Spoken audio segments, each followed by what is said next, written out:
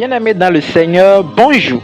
Nous sommes rencontrés dans cette vidéo pour vous parler en dialogue sur le missionnaire. Qui sont les missionnaires? Quelle est leur mission, leur objectif, les difficultés, les avantages dans le missionnariat? Nous vous prions de bien écouter. Nous voudrions parler sur la vie d'un missionnaire. Ce soir, j'ai le missionnaire Jean-Baptiste à mes côtés et j'aimerais lui poser certaines questions sur sa vie de missionnaire afin de savoir comment ça se passe dans leur quotidien. Bonjour frère Jean-Baptiste. Oui, bonsoir frère Junior, je bénis le Seigneur. Effectivement, nous sommes des missionnaires. Avant que je ne réponde trop, je dirais comment ça se passe avec nous, bon, dans quel côté et de quel côté. Voilà, et si vous pouvez être un peu précise pour que je puisse savoir comment il faut répondre. Merci beaucoup. J'aimerais savoir quel est réellement votre objectif. Quelle est votre préoccupation en tant que missionnaire? Qu'est-ce que vous désirez le plus dans votre cœur? Notre objectif et notre mission est fondée sur le livre de Matthieu. Matthieu chapitre 28, verset 19, verset 20. C'est ça l'ordre du missionnaire. L'ordre du missionnaire, plus clair, c'est ça. Allez. Donc c'est un ordre, on n'a pas le choix. Donc c'est un ordre d'abord, d'aller. Maintenant, l'objectif c'est quoi? Il dit allez. Faites de toutes les nations mes disciples. Disciples de qui? Disciples de Jésus. Ce ne sont pas nos disciples. Les frères et sœurs ne sont pas nos disciples. C'est pourquoi moi j'ai le langage. Je n'ai pas de fidèles. Les fidèles que Dieu m'a confiés. C'est une mission qu'il nous a confiée. Et ce que nous poursuivons, c'est que tout le monde devienne disciple de Jésus-Christ. Donc nous sommes sortis avec un cœur amer de voir que l'Église était dans un chemin de perdition. Maintenant, que l'Église retourne maintenant et sur ce chemin. C'est vraiment la principauté de notre mission. Et nous n'avons plus d'autre objectif que de défendre ça. Jean-Baptiste pour cette première réponse. Mais j'aimerais poser encore une deuxième question. Je voudrais savoir quelles sont les difficultés ou les inconvénients que vous rencontrez lors des missions. Sont vraiment énormes. Mais la toute première difficulté, nous sommes détestés. Non seulement par le monde, mais nous sommes détestés par nos frères et sœurs chrétiens. Ce que je dis par là, c'est que la vérité que nous prêchons ne vient pas de nous.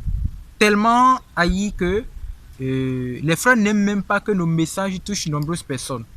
Certains pays nous détestent. Quand même tu veux entrer, on dirait que le diable les alerte déjà. Et quand tu veux entrer comme ça, tu es pourchassé. On cherche à te compliquer la tâche. Donc, c'est la grâce de Dieu que nous fait entrer dans les pays. C'est la première difficulté. La toute première difficulté. La deuxième difficulté, c'est que les gens ont ils ont des problèmes à croire en nous. Parce que ils voient notre dévouement à l'œuvre, notre façon de s'adonner, et ils se demandent si vraiment c'est Jésus.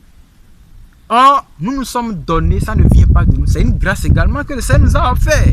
Donc, on a tellement des fois même des frères et sœurs qui fonctionnent avec nous, que ce soit dans différents pays, comme ça, ils se lèvent, ils démissionnent. Et c'est vraiment ça, ça met du choc dans notre cœur. Mais nous continuons parce que dans l'ordre de mission, Jésus a dit, je serai avec vous jusqu'à la fin du monde. Donc vraiment, il y a plusieurs difficultés, mais c'est ce que je peux déjà préciser. Disons, il y a aussi des difficultés, on dirait financières, tout matériel, mais tout ça là, nous, on ne pense pas à ça. Dieu a dit, l'or est à moi, l'argent est à moi, donc on s'en sort. Mais les vraies difficultés, c'est que les chrétiens n'acceptent pas notre mission. Et je peux dire dans 100 chrétiens, peut-être 5 comme ça acceptent. Et ça s'améliore, sinon ce n'était pas comme ça. Voilà un peu de ce que je peux répondre sur cette question. Pour frère Jean-Baptiste d'avoir répondu à cette question, d'avoir partagé avec nous vos inconvénients. Mais à ce qu'on dit, il n'y a pas de mal sans du bien. Pouvez-vous nous dire aussi quels sont vos avantages dans ces missions?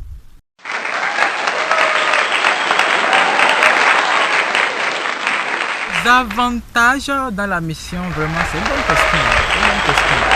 Et vous savez, le tout premier avantage que moi j'aime et j'admire, c'est quand certains frères nous comprennent. c'est de joie pour nous. Il y a certaines personnes qui nous accueillent et nous-mêmes, on se demande pourquoi Dieu prend soin de nous comme ça. On oublie même la difficulté. Donc, la communion fraternelle entre les frères, quand ils nous acceptent, c'est un grand avantage. Et l'avantage pour moi également, c'est que avec la mission, j'ai eu la grâce de coopérer avec plusieurs nationalités. Nationalité française, même des Américains, des frères de Haïti, vous voyez, les frères de Koweït, les Camerounais, les Gabonais, les Togolais, les Béninois, les Nigérians, les gens de plusieurs, les Ivoiriens, voilà, les Congolais, des gens que je ne peux pas oublier, ils aiment bien les missionnaires. Et quand ils voient, même s'ils n'arrivent pas à croire en toi, ils te respectent un peu parce qu'ils savent que nous sommes en train de partir de pays en pays et vraiment, et ça c'est vraiment bien. J'ai eu la grâce de rencontrer plusieurs nationalités que je ne peux même pas tout citer. Je ne peux même pas tout citer. Et un autre avantage, c'est que avantage linguistique. Nous arrivons à comprendre d'autres chants dans d'autres langues que nous ne comprenons même pas.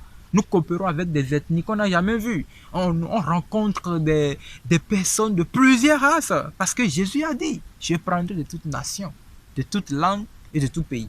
Donc, je pense que... Et il y a également un avantage indirect que je vais préciser. Dieu prend soin de tous nos problèmes et de toutes nos activités.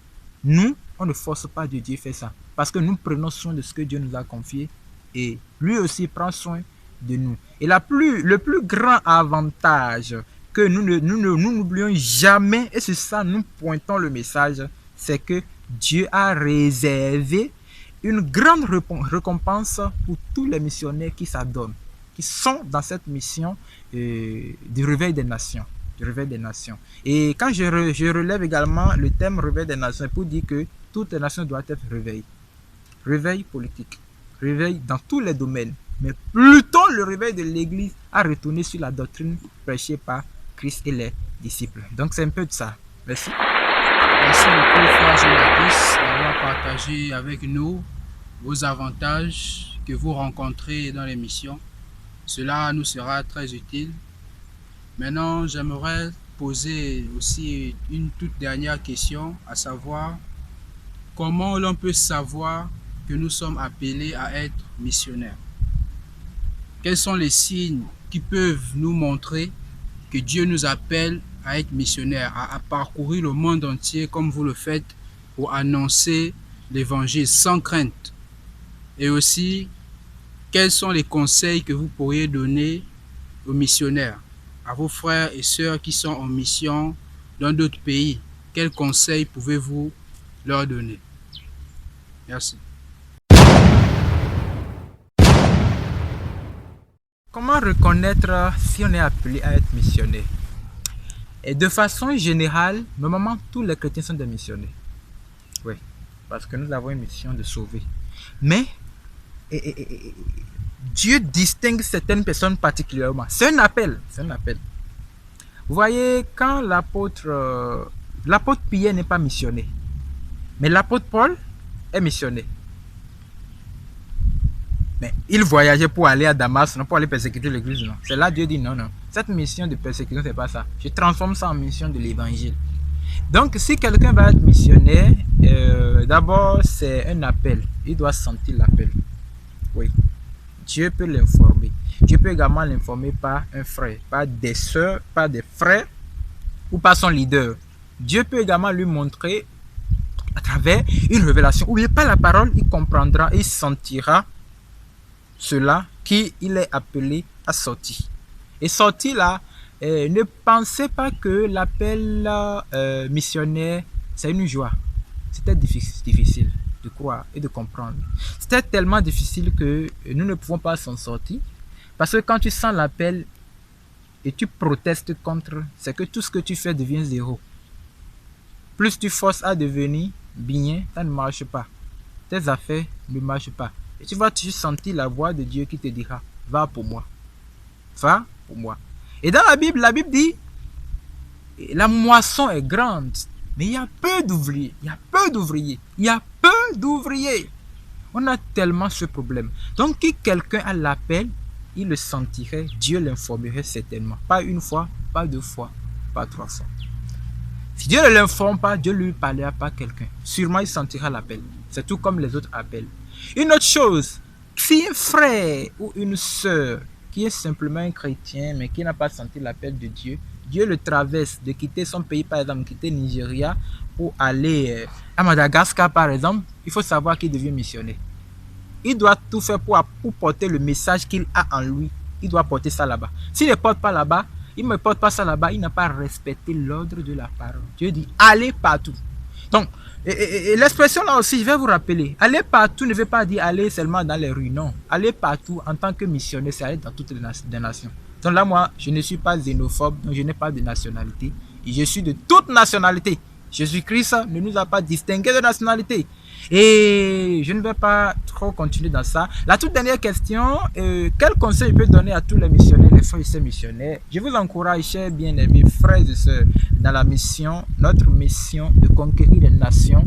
S'il vous plaît, ne lâchez pas, ne vous découragez pas, ne regardez pas ce que les serviteurs de Dieu disent, ne changez pas l'évangile, foncez fort et n'ayez pas peur de mourir en mission.